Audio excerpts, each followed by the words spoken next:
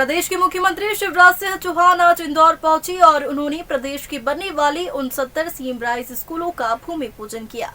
पूरे प्रदेश में 2519 करोड़ रुपए की लागत से 69 सीएम राइज स्कूलों का निर्माण होना है, जिसको लेकर आज इंदौर के अहिल्या आश्रम स्कूल में स्कूलों का वर्चुअल भूमि पूजन किया गया। जिसे लेकर आज इंदौर के अहिल्या आश्रम स्कूल में इन स्कूलों का वर्चुअल भूमि पूजन किया गया। इस अवसर पर प्रदेश के शिक्षा मंत्री इंदर सिंह परमार ने कहा कि प्रधानमंत्री नरेंद्र मोदी द्वारा जो नई शिक्षा नीति बनाई गई है उस पर मध्य प्रदेश में सबसे पहले अमल किया है। उन्होंने कहा कि सीएम राइज स्कूल में हिंदी, अंग्रेजी भाषा के साथ साथ अन्य भाषाएं जिनमें संस्कृत, कन्नड़, तमिल जैसी भाषाओं का भी समावेश किया जाएगा। उन्होंने कहा कि बच्चों को अभी तक गुलामी का पाठ्यक्रम पढ़ाया जा रहा था, जिसको प्रधानमंत्री नरेंद्र मोदी ने अब बदला है और बच्चों को नई शिक्षा नीति के तहत नए पाठ्यक्रम पढ़ाए जाएंगे। उसका एक छोटा स्वरूप केवल इंदौर ही नहीं तो मध्य प्रदेश के 69 विद्यालयों में दिख रहा है। राष्ट्रीय शिक्षा नीति 2020 भारत के प्रधानमंत्री नरेंद्र मोदी जी के सपनों का भारत निर्माण करने के लिए और मध्य प्रदेश की धरती पर हमारे मुख्यमंत्री आदरणीय शिवराज सिंह जी चौहान के संकल्प को पूरा करने के लिए आज का शिरोमणि हो रहा है। हम जिन विद्यालयों का आज भूमि पूजन करने जा रहे हैं, यह अवसर ऐतिहासिक है, क्योंकि इस देश में 2014 के बाद में लगातार जो गुलामी के चिन्ह है, उन चिन्हों को धीरे धीरे समाप्त करने का अभियान चल रहा है। शिक्षा के क्षेत्र में भी राष्ट्रीय शिक्षा नीति गुलामी के चिन्हों को समाप्त करने का काम होने वाला है और इसलिए मध्य प्रदेश की सरकार ने राष्ट्रीय शिक्षा नीति 2020 के अनुरूप गुणवत्तापूर्ण शिक्षा देने का हमने अभियान प्रारंभ किया है।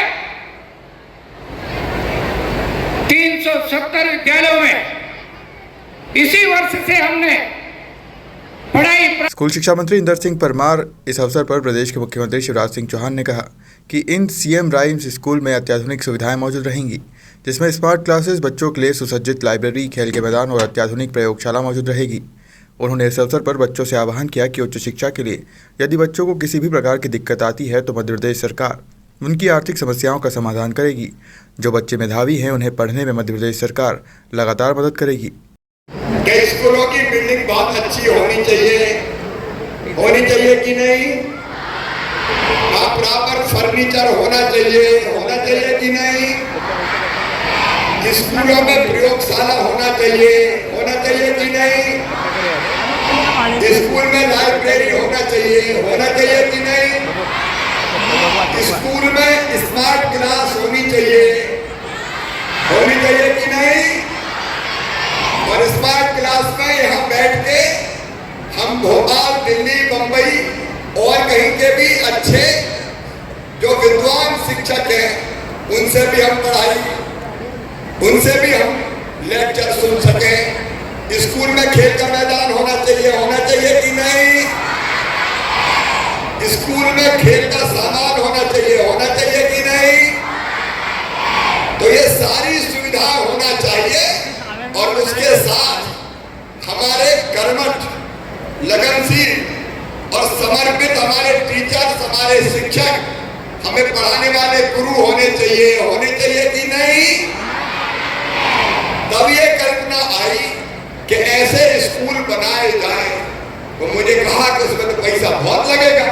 अरे मैंने कहा भांजे पढ़ेंगे, पैसा लग जाए तो लग जाए, पैसा लगाया जाएगा, बाकी जगह कटौती कर देंगे, लेकिन प्राइवेट स्कूल से अच्छे स्कूल बना के दिखाएंगे। और इसलिए आपके सामने सभी 69 जगह के स्कूल एक करके आए। ये भव्य बिल्डिंग बनेगी, लैब होगी, लाइब्रेरी होगी, स्मार्ट क्लास होगी, खेल के मैदान होंगे, खेल का सामान होगा और अच्छा पढ़ाने वाले हमारे शिक्षक होंगे जिनने पढ़ाई प्रारंभ कर दी है। अभी बिल्डिंग नहीं बनी, लेकिन सीएम राइज स्कूल में जो बच्चे पढ़ रहे हैं उनको कैसा लग रहा है? पहले से अच्छा लग रहा है।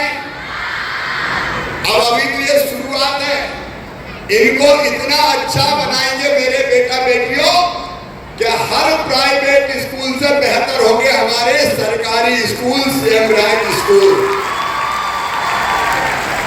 अच्छा, स्कूल तो हम बना देंगे, तुम ठीक से पढ़ाई करोगे कि नहीं? आगे बढ़ोगे कि नहीं?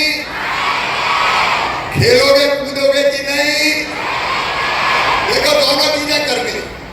एक तो खूब पढ़ना भी है। अगर कोई ने पैसा खाए तो नौकरी के बाहर करेगा मामा, आजकल खतरनाक मूड में, छोड़ेगा नहीं। कोई टीआई पीआई अगर ढीला डाला बदल दो, कोई बेईमानी करता है तो हटा दो, उसमें कौन सी दिक्कत है, मुझे बता दो। और दुराचारी अगर कोई है तो सीधे ऐसा सबक सिखाओ कि 7 पीढ़ियां याद रखे, फांसी के फंदे पे तो मैं लटकवाऊंगा। और मैं अभी आपको टाइम दे रहा हूं, और कार्रवाई नहीं हुई तो फिर मैं नहीं